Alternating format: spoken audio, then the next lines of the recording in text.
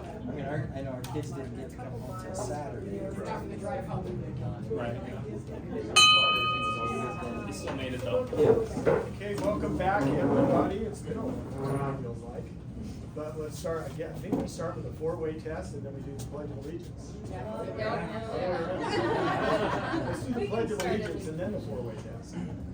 All right. I pledge allegiance to the flag of the United States of America and to the republic for which it stands, one nation, under God, indivisible, with liberty and justice for all. And the four-way test of the things we think, say, or do. First. Is it the truth? Second. Is it fair to all concerned? Third. Will it build goodwill and better friendships? And fourth. Will it be beneficial to all concerned? Okay. So, today our speaker is Commander Joe Gutierrez. We'll introduce him shortly. I don't see any guests, no new members. So let's move right on to the next thing. Anything for the club? Any information that people want to pass along? Announcements or anything like that? I guess just a reminder, we had the judges, but the sixth graders should be writing their essays here relatively soon. So, well, that looked good. Not the hour before they're due. Yeah. Well, we didn't get a chance to present because of the storm. So. And do we have any setups on the horizon? Not until March. Not until March. Okay. Then there are a couple back-to-back. Couple back-to-backs. Clear your schedules for March. We've got a board meeting next week on Wednesday. And next week, JJ Kent, our own member, is going to talk to us about Dakota culture. So we've got that coming up. Any speaker ideas? Make sure you get them to Shauna because we could use some speakers. Is that right? We did have a cancellation January 18th. January 18th, we got it open. I think Steve Meeker is speaking on the 15th, so we had to reschedule that because of the blizzard. So he'll be coming on the 15th. So yeah, any speaker ideas? Feel free to share it with me or Tony or. What date was that, Brian? I've got it down You're talking as about February, sorry, I thought you were about January. February 15th. Okay. Yeah, we're booked through the end of February for sure. Okay, but we have January 18th available? Okay. Mine's the other way. You got it, Yeah, dude. right. We'll pick one of us to talk for. You know, we could do a, if you guys are interested, we could do sort of a vocational thing, have a couple members get up and talk about what they do for a living and. Yeah, we've been thinking about that, maybe asking some of the newer members, because you come in and people want to know a little bit more about you than they already do. Yeah. So we can always do that too. Good. So, any announcements, anything else? I've got a card I'm gonna pass around. It's a nice thank you note from the BH soccer team for our donation to them. So we sent that out so you can pass that around as you finish reading it. So if that's it, then I guess we'll go to the bead drawing if Jerome's ready. I've read it. I think he's ready. $88. There's 36 beads. I better check see if I have In order, we've got some swag to give away here from Pennington County Sheriff's Office and from, is this from the Sheriff's Office? No, that's the book I That's what you wrote From your down. office. So, very interesting stuff in this book. So we've got this giveaway to go after the bead drawing and before the happy books. Cool. Okay. Thomas. Pick the lucky number. Just the last 4 digits? 4 digit, yep. 4173. So close. Okay, Brian's the winner. Brian, huh? Yeah. Oh, all right. Well, it's in there. Oh, okay, good. 88. $88. Got two. Oh, it's the other one. Daryl, pick who gets the booby prize. $4.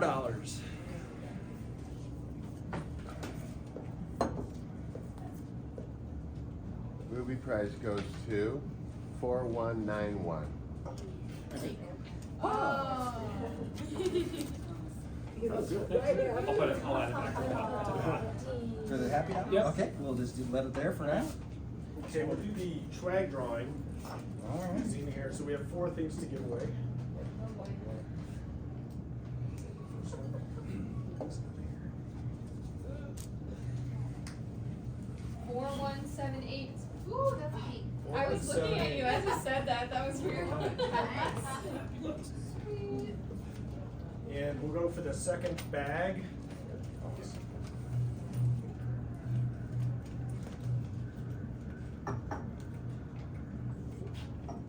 4180. Oh, That's me. one away. There you go. Thank you. All right. It's like a free get out of jail card too. Yeah. Gotta have your bag on. Yeah. Don't impersonate an officer when you're. 179. 179? Great. Yeah, This is good stuff in here that I could use in my classes. Oh, that's cool. Yeah. Okay, last one, Stacy.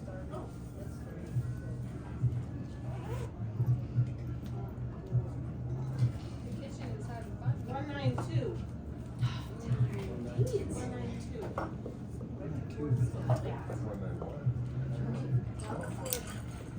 Oh, I'm 192. It's winning everything today. There we go. It's gonna be a good year, John. Yeah, I know. I'm going to Deadwood after this. You better buy a lottery There ticket you for go. that big draw. Okay, so next we'll do Happy Bucks. Can you do that for me? Yeah, sure. I'll take this around. Joe, you want to start? I'll start. I'm just happy to be here and a good start to 2023. All right. Happy to be here, happy we all got back together. In addition to, we're opening a little restaurant downtown at 608 Main. If you happen to be down there, stick your head in and say hello to our chef Bob. What kind of fare? Breakfast. Breakfast. Okay. Where was it? Is that at? Next to John Pizza. Next to, Oh, the pizza? yes, I told him, Dana, I said, I think Dana knows you. And the first thing he said was, crispy hash browns? Yes. That's how everyone around town knows Dana from Crispy Hash Browns. And his wife Crispy said, Bacon. oh, that pretty lady with the long blonde hair. So the flu bug's been going around, and 5 out of 5 people at my house all got it, and we're all on the mend. So I'm happy. Like how this time Brian here, it was gonna be our first Christmas not all together as a family, and my brother last minute made it, and we all cried, and it was awesome. So happy about that. I'm super happy we got pre-approved for our house.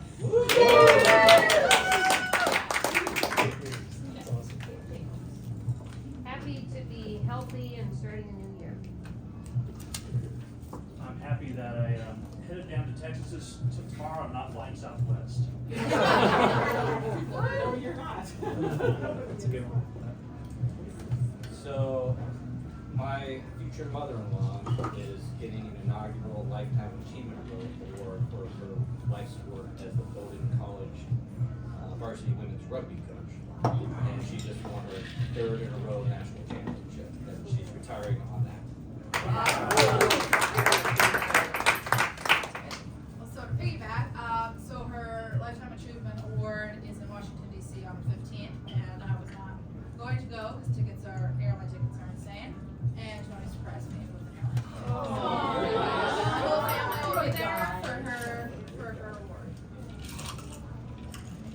I'm just happy to be back with everybody. It's looking forward to seeing you all. And two, I'm really happy for my masseuse and the staff at Health Source. I've been dealing with a back problem for a long time, and they've just been really diligent about trying to get me better and mend. I'm happy to be here, and have the holidays over with and reconnect with everyone. Had a great holiday with family and JJ and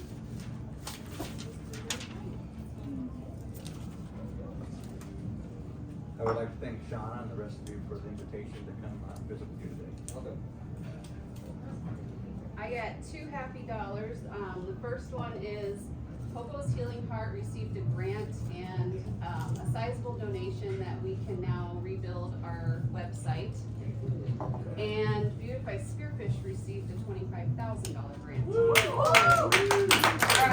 Donation, not grant, sorry, donation. That's a big difference. Yes. Okay, I'll go first. Well, I'm happy to be back in Spearfish after spending the last 6 weeks in North Carolina with our daughter and her family. It was a great holiday, Disney cruise and all kinds of fun stuff that we did during that time. However, tomorrow, Ken is will have shoulder replacement. And he was to fly back the week of the blizzard for all this pre-op stuff. Got as far as Dallas, and Rapid City was closed. And he was in an absolute panic because he was worried that his surgery would be delayed, and he's been waiting for months to get it done, and he's in so much pain. The Monument Health is amazing. They worked with him, they were on the phone with him so many times, and we were able to do a lot of the pre-op things right there in North Carolina, and it all worked out. So, $2 is thanks for that health. Happy Peter and happy nice weather.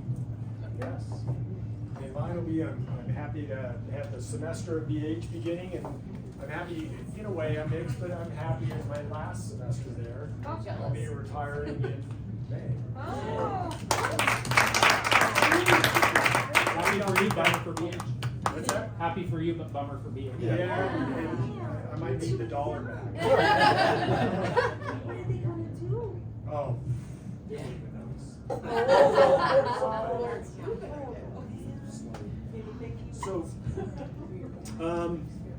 So our speaker today is Commander Joe Gutierrez with the Western South Dakota Juvenile Services Center, a Black Hills graduate twice, with a master's in strategic leadership and a bachelor's in psychology and sociology. Correct.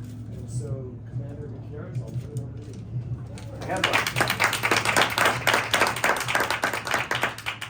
Thank you for having me today. I have a short little video if you don't mind watching this. It's kind of an introduction about my life.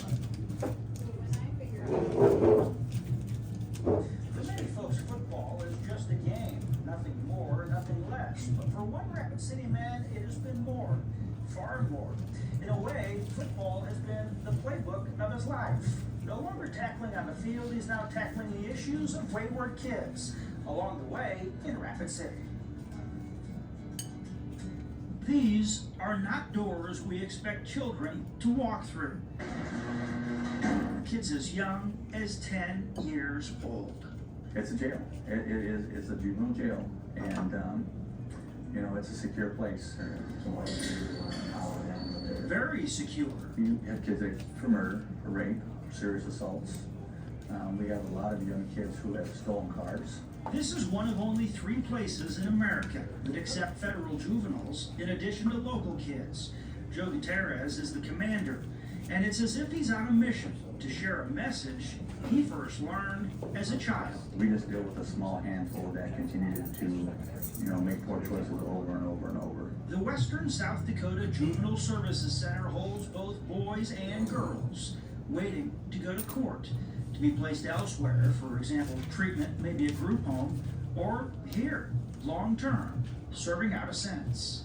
I do what I do because I care. If you talk to Gutierrez for more than a moment, you'll hear about choices, something he knows quite a bit about.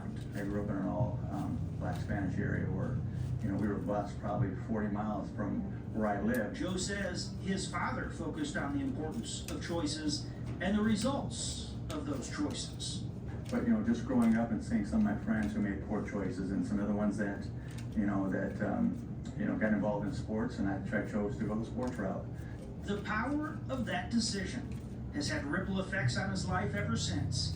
Gutierrez flourished, being named a team captain in both football and basketball his senior year of high school.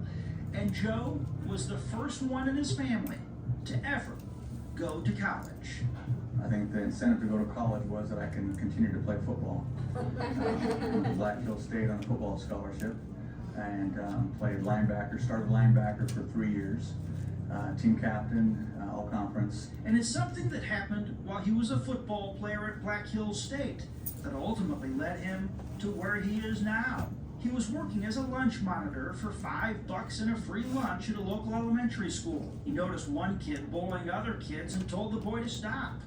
Called Joe some names and ran off. The principal met me at the door and he said, Mr. Gutierrez, I just want to let you know that that kid we talked about yesterday, he brought a gun today to shoot you. Someone reported it and law enforcement stopped it before Joe even arrived. And it's that incident that got him thinking.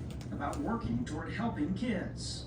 I just completed my 30th year of coaching. I did 15 years at Black Hills State as defensive line and linebacker coach, and the last 15 years I've been coaching at St. Thomas More. But he was also working a series of jobs involving juveniles and criminal justice, and in 2011, hired here. We offer drug and alcohol counseling inside. We offer sex offender services. We offer, some different mental health type programs for kids. This is what a housing unit looks like here. There's 3 housing units in the facility. Each housing unit has 12 beds. When I talk to them, it's usually, what can you control? Who can you control? And what are you responsible for? Gutierrez is teaching what he learned from his dad, what he learned growing up, what he learned in college. If you want positive outcomes, make positive choices. And if you want the negative outcomes, you're gonna make negative choices. You have to be the one that decides what future you're gonna go. He says in the past year they've had several kids graduate from high school in here or receive a GED. As the commander, he's like the coach of a strong team of employees. I tell staff all the time is that you never know whose voice, whose words, or whose thoughts are going to help them, empower them to make better choices. They're staffed to hold up to 41 kids, and they care about each one. Well, the hard part of this job is you never know the outcome because kids leave here, and you never know if they're successful or if they're not. After a lifetime of playing and coaching sports, Gutierrez knows you can't win them all, but that will not stop him from trying. He has 2 sons of his own and says his biggest accomplishment in life is raising them from boys to men. And just a fun fact, Joe was the first ever psychology major to graduate from Black Hills State. If you've met someone cool along the way, please call or email us to let us know. Steve, that was amazing. That was an Thank you.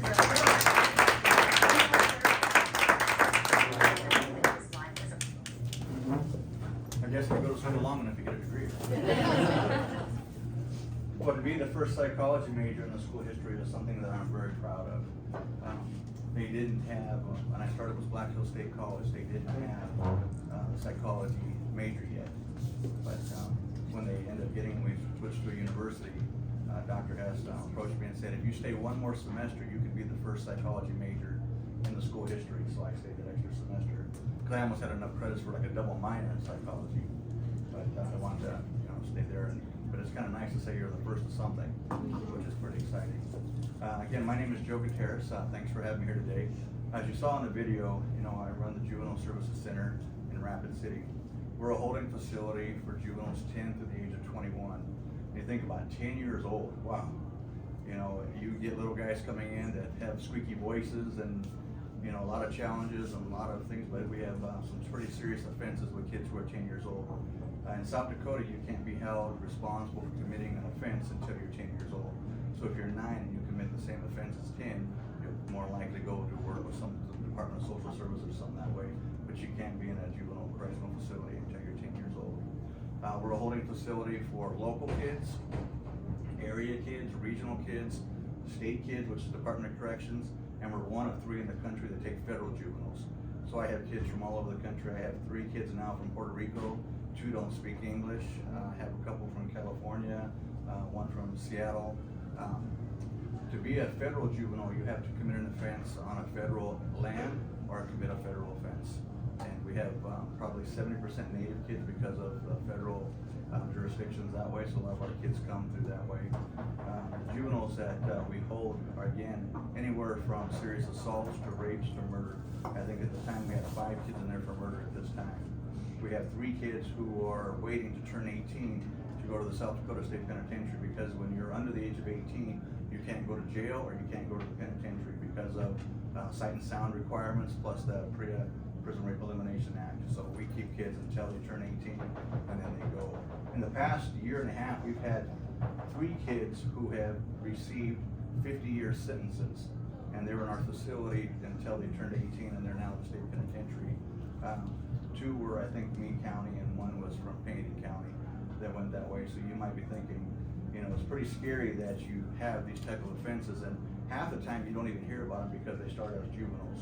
And once they go to the adult world, then you start to hear more information about it. But, you know, again, we take some challenging kids. We take kids who have nothing, kids who, you know, come from nothing. But what we offer at our facility is we offer 50 hours of programming a week. When I say programming, education is our #1 program.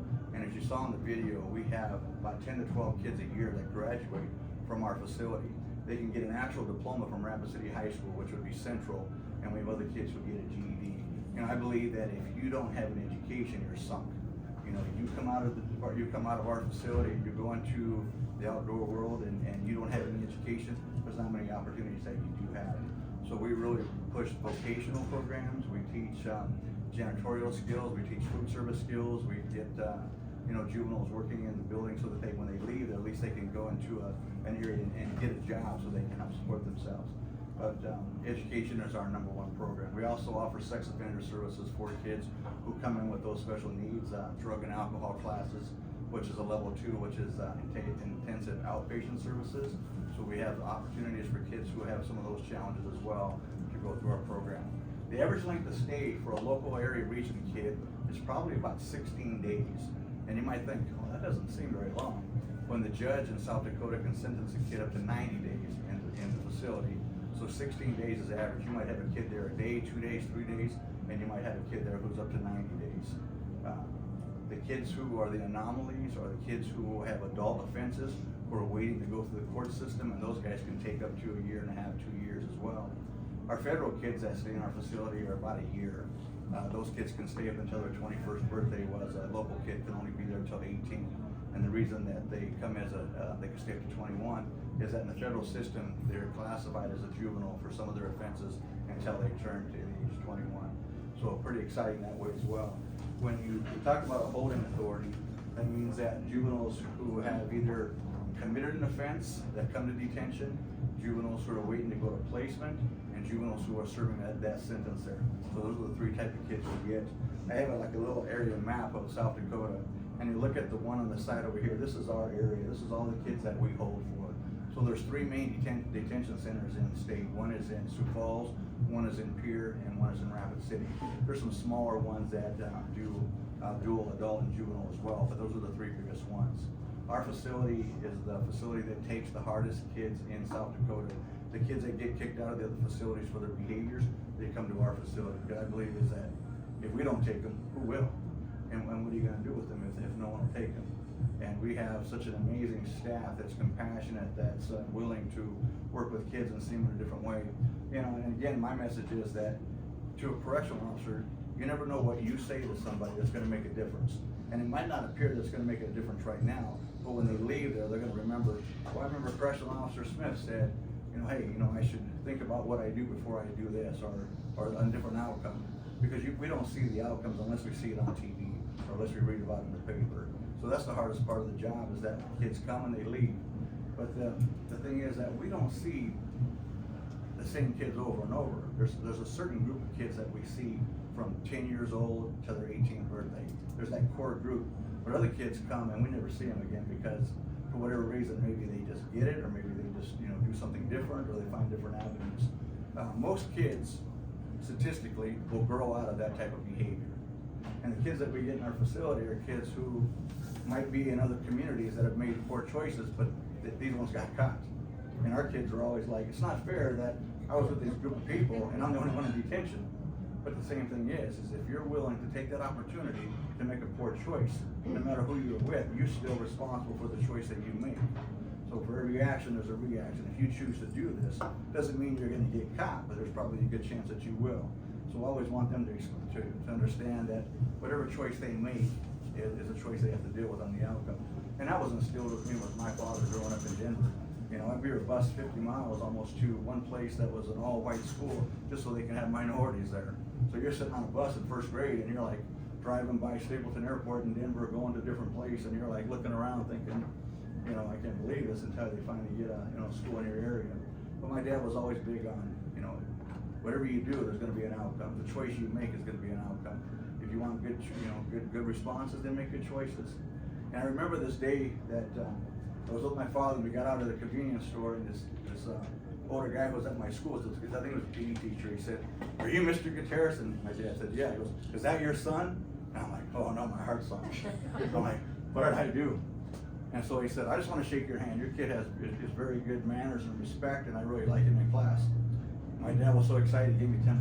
So I couldn't wait to say, "Hey, how you doing? How you doing? How you doing? Don't care, how you doing?" So, you learn, but positive reinforcement.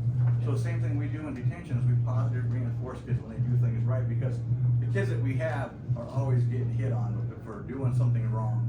And people we work with, they're master manipulators and professional arguers. What makes you think we're gonna win? Kids that come from households where you argue all the time and cussing is just a regular talk. How do you change that behavior? So we have to positively reinforce what they're gonna do. And so I started looking at how can we do that on a different scale? Because when you have a kid in our facility that's for murder, he doesn't want to get up and go to school. He doesn't want to go to programming. He doesn't want to do anything. What are you going to do to him that he's not already going to get? So I started looking at, I'm a coach. How do you motivate? So let's find a way to motivate him. What's going to make him excited? So we started, I brought in headset radios so they can listen to the outside world. I brought in different food, because food is terrible in detention, I'll tell you that. So it's not a selling point, so I always tell them food is terrible. So we looked at all these different incentives based on behavior.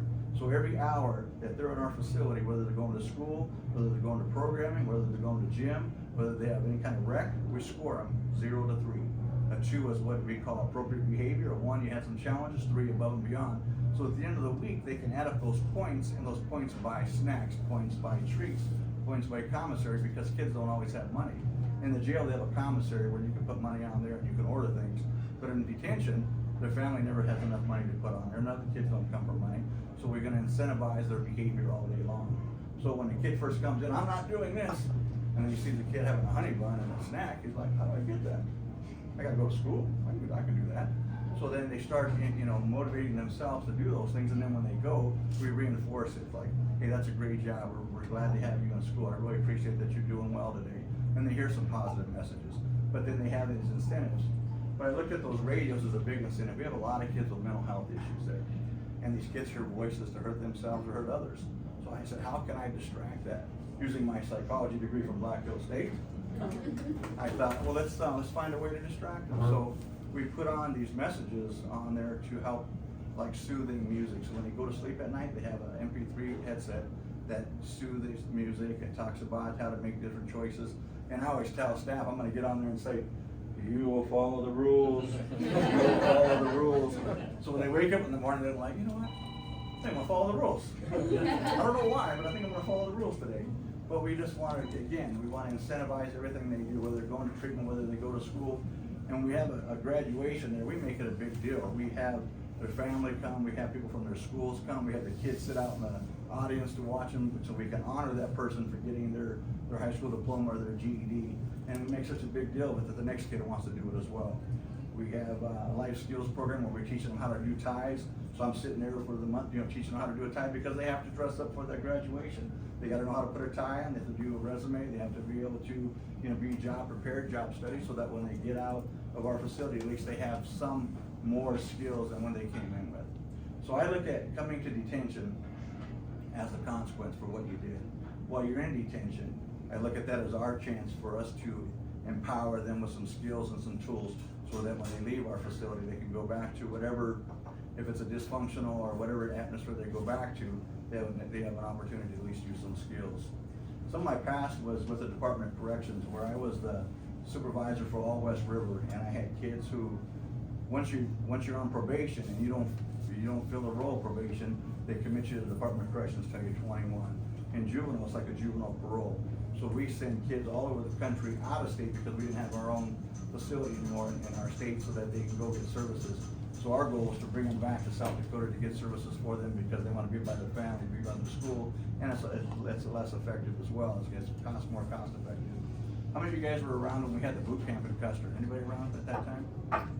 So we had the boot camp in Custer, and we'd send a lot of our local kids up there, but our local kids ended up being too hardcore for our state boot camp. So they wouldn't accept them anymore, so kids were going out of state. And so this boot camp kind of died, because when you start cherry picking, looking for good kids to go there, we don't want good kids there. We want good kids at home. We want kids in treatment options. We want kids going to diversion programs. We want kids home. We don't want these low-risk kids in these facilities like that. So then Star Academy ended up closing because they started cherry picking people. And now South Dakota doesn't have their own state correctional facility. They got to send kids out of state. So when you look at, coming to our facility, what's the requirement to come here? And this is something even for you guys, because if you look at our compact that we have, it's 7-county compact. Lawrence County, Meade County, Butte County, Harding County, Custer County, Fall River County. Your kids in your county here will go to the detention center if they make a poor choice. But to go there, we have this criteria, because when I first got there in 2011, we had about 100 kids in our building. And we're staffed at that time for 102. Currently, right now, we're reduced. Now we're staffed for 41 juveniles. And the reason we changed to 41 is that South Dakota changed legislation about 2014 to looking at Senate Bill 73 on how and what type of kids we do take in our facility. We found out that most of our kids in our facility were there because of probation violations or because of status offenses. A status offense is a juvenile who commits an offense that would not be a crime if done by an adult. Smoking, drinking, truancy, or running away. Those are the type of the big kids that we had there. And you think about that, why do we have these kids in detention when they're such low risk? And on the flip side, statistic-wise, we found out that South Dakota had the lowest violent crime rates in the country, but yet we had the highest incarceration rates in the country. So those things just didn't jive. Is that you're looking at, we're locking up all these kids, but why are we locking them up? Because we're mad or frustrated with them? And if you were on probation and you didn't meet a meeting with your probation officer, they could put you in detention. And you might sit there for 2 weeks before the judge even gets to see you, which is crazy. Because it's about $200 a night in detention. And you know who pays that? Parents do. Family does. So the county will pay us, and then they will bill the parents. And so if you don't have money to put your kid in detention, who's going to have extra money to put their kid in detention? And again, you can have a kid up to 90 days in detention. That's a lot of money. So when we look at how to get into our facility, we changed it to now having a risk assessment. So this risk assessment now is based on what happens. Let me give you a scenario. We had an issue in Bellfouche probably 2 years ago that, I don't know if you saw this on the news, but I think 2 or 3 girls assaulted another girl outside of the school there. I don't know if you remember that, but they were all under 18. And the girl who assaulted the younger girl was released to go back home. And parents were upset. I'd be upset if I thought nothing was going to happen to somebody that assaulted my kid. So the juvenile got to go back home, and the news got wind of it, so they're over there asking the sheriff, how come you sent this kid home and not to detention when they had just assaulted somebody? And the sheriff was like, wow, that's the way South Dakota is now. They changed their rules. I can't just send anybody to detention. Which it kind of puts the law enforcement kind of holds them, accountable to what they're putting in there. But now let me tell you why we do that. Everything's based on a risk assessment score. So if a juvenile, say they had an assault, it would be like an average of 5 points. You need 12 points to get to secure detention. So now if it's a 5 points because of the assault, which is pretty serious, now you get extra points if you're on probation, if you're with the Department of Corrections, if you don't have a responsible parent or guardian to go home to, if you have any other issues or concerns that they need to look at legally, if you've ever done it before, then your points add up. But this juvenile here, it's the first time they've ever done anything, made a poor choice, but this poor choice was amplified because of social media and on TV, which made it even worse. And so now this juvenile had an appropriate parent to go home to. It wasn't that nothing wasn't going to happen to him, it's just that it wasn't going to happen to him that day. They'd go home like on house arrest, and they'd wait until the state's attorney sent them a letter to come to court. So they're still going to go to court, they're still probably going to be put on probation, but they're not going to have to go to detention. And let me tell you the reason why you don't want to put a low-risk person with a high-risk person in detention. So this low-risk girl who had a score of 5 on her risk assessment for assaulting somebody, the first time she's ever done anything. If we'd have brought her to detention, I had juveniles in there who were in there for rape and for murder. And you'd be sitting right next to them in your cell. And so when you mix a low-risk kid with a high-risk kid, they end up tending to go the high-risk. They don't ever go the other way around. I don't know why that doesn't work. But when you put a low-risk kid with a high-risk kid, they make another connection, they find somebody else that's, you know, maybe in the same boat as them, and they find something else that's gonna move them over to the higher risk side. So we don't wanna mix those two together. So then this risk assessment has been proven over the last 8-9 years to be pretty successful based on when law enforcement has contact, whether they're gonna bring them to detention or not. We used to have a detention full building with kids who minor consumption. You know, minor consumption used to be a pretty big thing, that if you get caught drinking alcohol, they can take you to detention right now. We don't allow you to come to detention just because you get caught with alcohol. You get more of a fine now. So you get more of a fine now. So we look at, again, the risk assessment of looking at who we're gonna mix this low risk kid with this high risk kid. And we just don't wanna combine those two together. But we've had pretty good success working with our young people that, most of them, like I said, don't come back, we don't see them again, except for a small few. But the detention center has a lot of juveniles who have a lot of challenges, and when it gets time for them to be released, we find a lot of kids try to pick up a charge so they can stay there, because they don't wanna go home, they don't wanna go back to the same environment, they don't wanna go to a place where they know that maybe they're gonna get abused or something's happening in there. So it's pretty sad that they don't wanna go back to those kind of conditions. But again, with the services that we offer, we're hoping that we can empower them to make a different choice whether they're using some of those skills based on what they see. And I know we only have a few minutes left, but I brought a few pictures up to show you. My proudest picture was graduating from Black Hills State, playing football.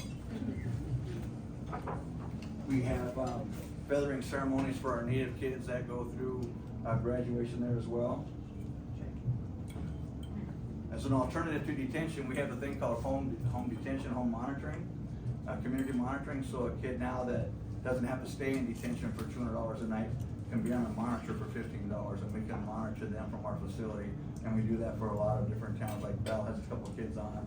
I think Lawrence County has one on right now. So it's you might see a kid that walks around with a monitor on, but it's in lieu of being in detention and paying that money, but we can still, you know, keep tabs on them so that they, you know, we don't think they're a high-risk kid yet they're going through the court system. This is some of our building, one of our classrooms. Our classrooms are computers are provided by Rapid City area schools. Our teachers all are master's level at the facility, and they're all Payne County employees. One of our housing units, what it looks like. Every housing unit has 12 beds with a 1-to-8 ratio. Anybody ever seen our facility? Where is it located? It's on Campbell Street going towards the dump in the highway department, you know, where the driver's license place is. 3505 Campbell Street. Looks like a school. We have a lot of volunteers that come in. We have people from the Humane Society. They bring animals. They teach our juveniles how to work with animals. I've had kids actually tell me, I really wanted to beat that kid up the other day, but I knew I wouldn't be able to work with the dog, so I stopped. Whatever it takes, right? Yeah. Made a good choice. And they bring in some different animals, and they help us learn how to train them as well. And the book that I gave you, I was running a diversion program in Meade County for 10 years. I worked with the school district, and the diversion program was like a questions and answers. Kids would ask me a question. Mr. Gutierrez, my cousin told me that if I ever get pulled over by the police and I'm drinking, stick a penny under your tongue because it'll throw off that breathalyzer. I'm like, everybody knows it's a quarter. Really, that's not true. But I started writing these questions down through 10 years. We put this book together. It's been, I think this book's on its 5th printing now. Another lady and I put this book together about rights and responsibilities for young adults in South Dakota. And we have a QR code on the back, so you can always go to the Payne County website and pull it off there as well. But everybody kind of likes a book sometimes too. But you can put these on your cell phones as well. Some of our pictures of our juveniles, we have everything we do is we have like competitions in gym class for them. They have to have 1 hour of large muscle exercise a day. And a picture of our area here. Recently, we just took an all-staff picture. This is our staff currently at the Juvenile Center. And we have shift change 3 times a day. We have 3 8-hour shifts. And these are some of our staff getting ready for shift change. They just meet and talk about what's happened in the prior shift so they can prepare. We offer Native American cultural programs as well. We have volunteers come up and teach our kids how to talk and sing in Dakota as well. And then we have ceremonies as well where they talk about drugs and alcohol as well in talking circles. This is what our This is what our control room looks like inside there. We have 102 cameras throughout our building. And so we have an extra set of eyes helping the correctional officers all the time working through what they're doing. I know my time's about up, but I just want to thank you for letting me come up and talk today. Does anybody have any questions about our detention center? Yeah. So, the first 5 years of my professional life were spent working for UIS in Boston. And very similar facility, but they did put in low-risk kids with high-risk kids. And those low-risk kids, we ended up seeing more coming back than the high-risk kids because they learned, you know, a new behavior, or they learned, you know. And so it's really nice. And I'm moved to South Dakota, so it's really nice to see that you guys don't do that because it does not work. But how do you, what I found the hardest about the job was mentally, how do you, or how does your staff go home and, you know, you gotta leave this kind of work, you have to leave your job at work. How do you inspire your staff to be able to do that? Because it's so hard, especially with kids, and you see their home life, and it's horrible, and, you know, these things that they have to go through. Well, trauma is huge. Trauma is huge. And what I've done is that I bring in resources for staff, like now in South Dakota, the mental health. I bring in other counselors that work just with our staff, and we do before our shift change so that we can talk about things you're gonna see, different types of kids that have bipolar or whatever things that they're going through, so that our staff can recognize what they're seeing. Because when you have some kids who are on the scale, on the spectrum, and they're just acting out, they're acting out because they really don't know how to act, which is unfortunate. We get those types of kids. They're not really correctional kids, but they're mental health kids. And that's a thing that we have in South Dakota. It's our biggest drawback, is that how do you work with mental health kids? Because for the federal government, they have no federal facility for juveniles anywhere in the country. But for us, we're trying to send somebody to Yankton or somewhere else. Everybody's full, and they won't take them. So we're like a mini facility for mental health, and our staff have to deal with that. I have a girl in our facility right now. When she gets mad, she bites her skin and takes chunks out of her skin. Just bites it out, and it's blood just everywhere. And she likes to do it for the shock factor. But, you know, she's gonna hit an artery. She's close to it right now, and she's all scarred just from biting. So if you're a new staff member and you see that, you're like, hey, it's a great job, but I'm not staying. I'm not dealing with that. So when you see that, how do you deal with that? So I set up people coming in to work with our staff. So because when you're there, you're big and tough, like nothing's gonna bother you. But you leave and you take that with you sometimes, and that's tough. So I just looked at it as I played football a long time, and I don't always remember things, so because that gets to the head.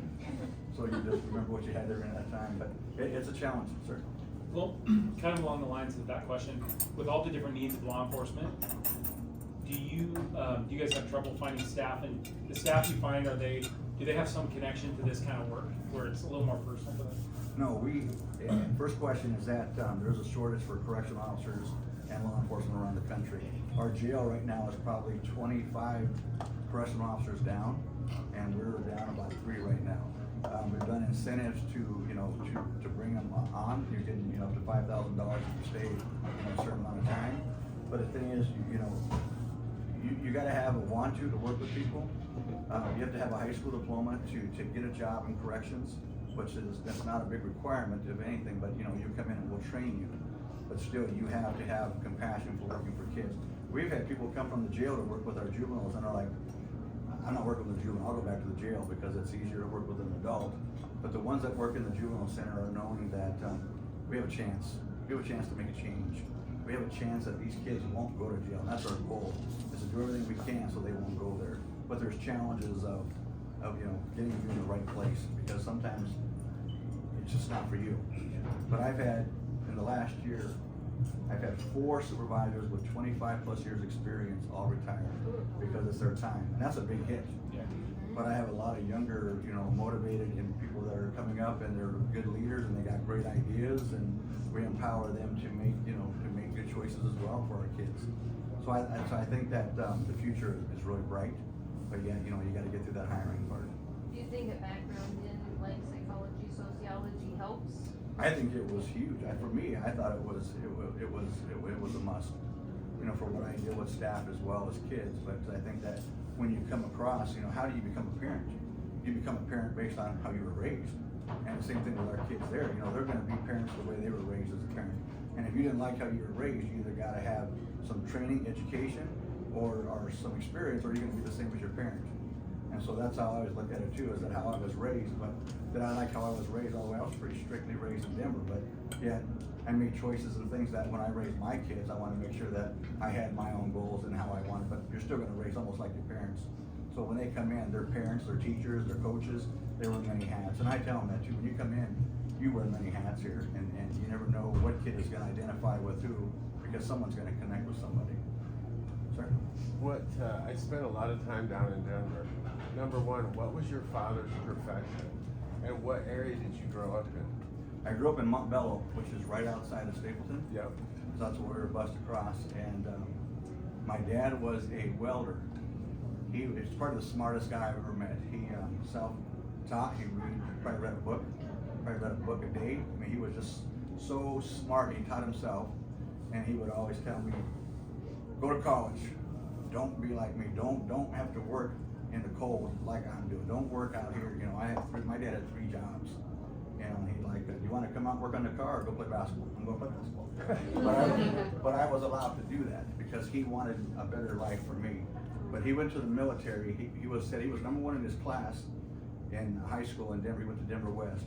And he said that they overlooked him because he was Hispanic. And he said he just thought he wasn't treated the same, so he joined the military and he drove tanks in Germany for a few years.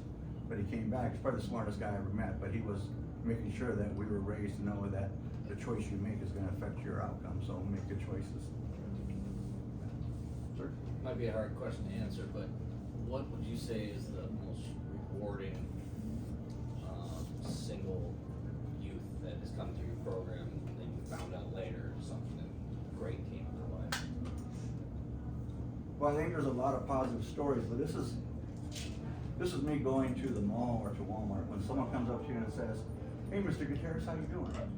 First, I got to step back and say, "Did I coach you, or did I work with you in detention or corrections?" And so if they say, "Hey, I'm doing really good now," then I know. But the other ones, I think it's networking and connecting. So I've gotten calls from people that I worked with for 20 years saying, "Hey, do you have an idea of what I can do?" Or, "Hey, do you know something that I can get in touch with?" And I did this drug court program for 4 years. I worked with juveniles all my whole career, except this drug court program for 4 years. And the drug court program was that had 10 methamphetamine individuals who had to be on a strict program. And mine was pretty strict. You had to be home at a certain time. If your curfew was at 9 o'clock and you were home at 9:01, I put you in jail. Because everything had to be set. I had to make sure that you changed your friends, you changed your patterns, you changed everything. And all 10 were successful. And I still get calls from them. They come to the detention center, they still check in, they go, "Hey, I'm not your probation officer anymore." We just want you to know that we're doing good. And I think just when you hear those things are pretty good. But also, you know, coaching football and things where kids come back and they're like, "Hey, just want to let you know that when I played for you, it was some of the best times of my life." And that makes you feel good. Do you guys what do you do if you have a female that comes in who's pregnant? Hopefully she doesn't have a baby there. We've had pregnant girls come in. Do they, but like if they give birth there, does the baby get removed by child protective services? We had federal girls come in that were halfway, I think half done, so, you know, like about 5 months, and the girl did get to the part where she had the baby, so they take her to the hospital, has the baby, and the baby either goes back to the family or goes back to child protection services. And because the girl still had, I think, another 6 months after she had a baby with us. So in my time there, we've had 2 people that have had babies in our facility. Not in our facility, we take them to the hospital, but yeah.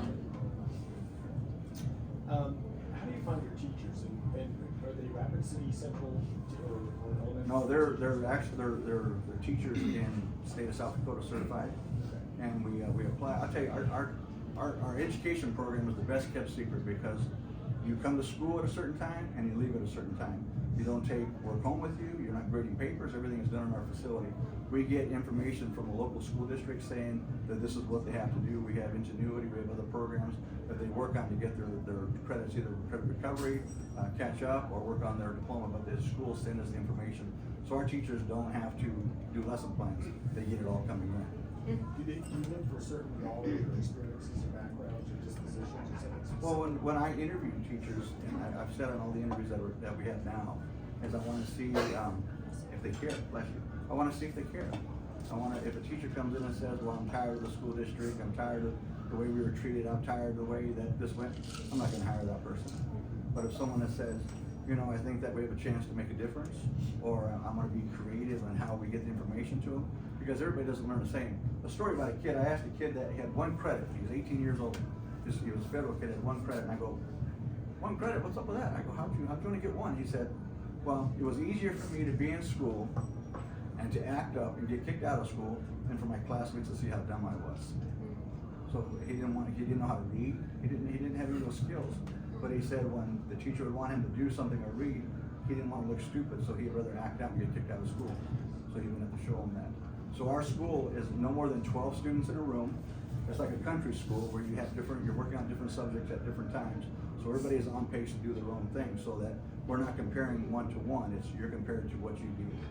But our teachers have to be, go-getters, caring, compassionate, and want to be there. And I've had a teacher that left Rapid City School District this year. When I interviewed her, I told her, well, first we had this promotion on Facebook that said, I got to talk and said, hey, we're the best kept secret in South Dakota. Come teach at Juvenile Center. So she applied and she said, I want to know what the best kept secret is. And so we went through the process and told her. And after her first year, she said, it is the best kept secret. She said, I'll never go back to the school district knowing what I can do here to make a difference. So that was great. Thanks for the question. Anybody else have any other questions? Well, I want to thank you for the opportunity to come talk with you. And if your group would ever like to go on a field trip, you're more than welcome to come to our facility and I'll give you a tour. So if you don't find a speaker and you want to come to Rapid for lunch and tour our facility, I'm more than willing to give you a tour. Thank you.